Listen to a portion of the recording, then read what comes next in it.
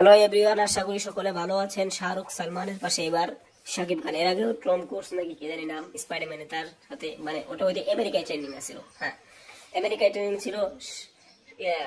কি জানি ভুলে যাচ্ছি। হ্যাঁ, টম ক্রুজ নাকি কি নাম তার, টম ক্রুজ নাকি স্পাইডারম্যানের যে নায়ক, সে 2 নম্বরে আছিল সালমান খান, 3 নম্বরে আছিল শাকিব খান। এবার ইন্ডিয়াতে যে এটা রয়েছে, ইন্ডিয়াতে ট্রেন্ডিং এ রয়েছে শাহরুখ খান, সালমান খান এবং শাকিব খান। ঠিক আছে, নাকি গ্লোবালি? আচ্ছা আচ্ছা আচ্ছা, এটা হচ্ছে গ্লোবালি, মানে মাঝে মাঝে চেঞ্জ হয়, হয়েছে, বুঝছি বুঝছি। মানে যখন যার আলোচনা একটু বেশি থাকে সেটা নেই হয় গ্লোবাল। তবে ওই নিশো মিশো খাওয়া নাই এখানে, বুঝছেন? নিশো মিশো খাওয়া নাই। যাই হোক, গ্লোবাল ট্রেনিং এ শুধু সাকিব ভাই যাবে, ওর মতো গরু চোরারা আর যাওয়ার দরকার নাই, যাইতেও পারবে না কোনো সময়। তো শাহরুখ সালমানের পাশাপাশি যে আমাদের মেগাস্টারও আছে, এটা গর্বের। থ্যাংক ইউ পুরো ভিডিওটি দেখার জন্য।